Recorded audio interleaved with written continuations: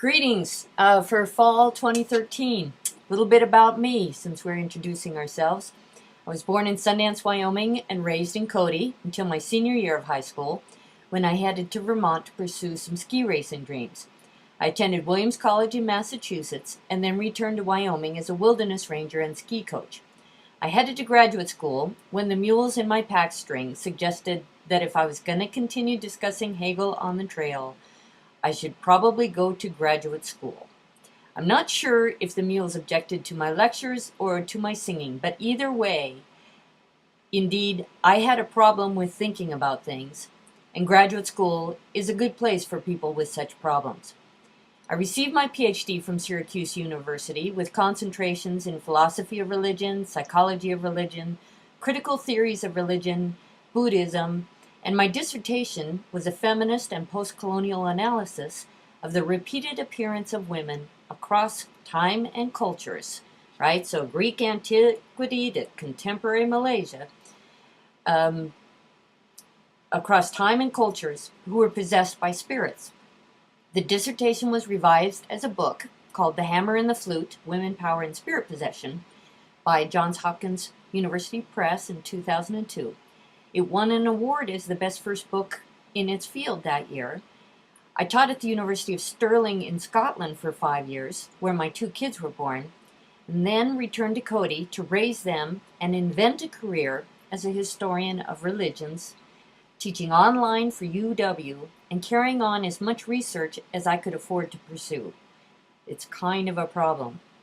So this fall, I'm in the final process of publishing a chapter on spirit possession for a Brill edited collection on channeling and mediums.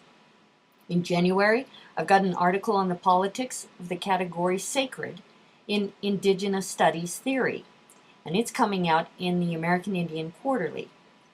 I'm continuing to work on a paper on the reconnection of the Apsalica, known to most of us as the Crow, but they call themselves the Apsalica, the reconnection of the Apsalica to Heart Mountain, which is just north of Cody, a mountain that they have adopted their ancestors, but from which they've been removed for 130 years, until Nature Conservancy bought the mountain, the ranch on the mountain, and now we're reestablishing a kind of connection there. It's a pretty great project.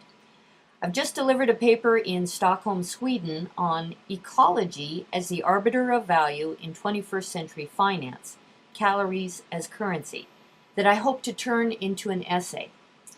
And so I am interested in some of these big questions of how humans make value, and that has actually made me of interest to people in finance who work in departments that have money, and so I've been able to be part of that conversation.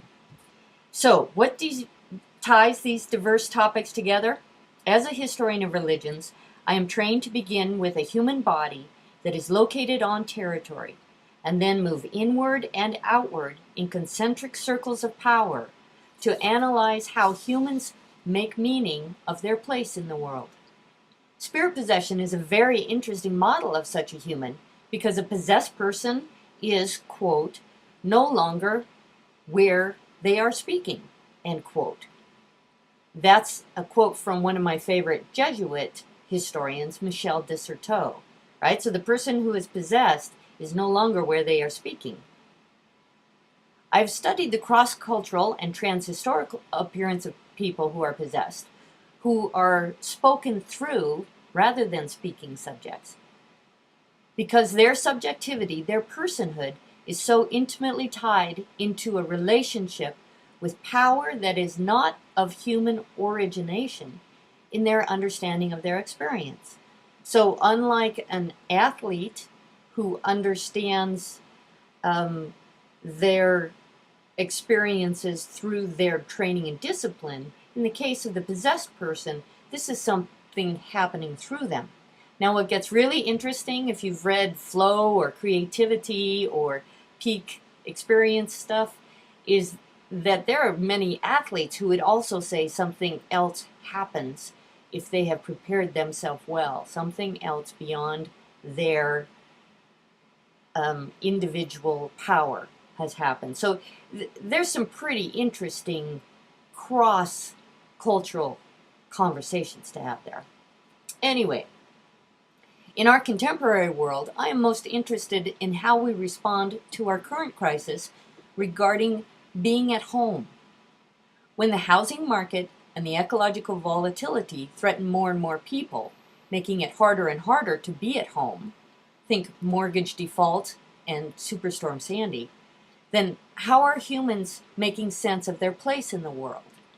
Now this gets really interesting in terms of indigenous studies theory, because one, if to be indigenous means to come be a native of the land, in this 21st century, these questions of who is indigenous, what constitutes being somebody of the land, and how, in the face of climate volatility, are any of us at home anymore?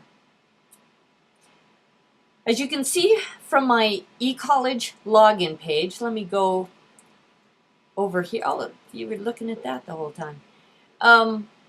As you can see here, I am teaching 3 courses this year, and that is why I need you to put your course number in the subject headings of any emails that you send.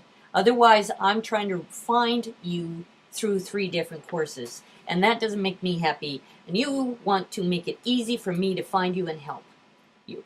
So thanks for listening. I look forward to learning about you guys too.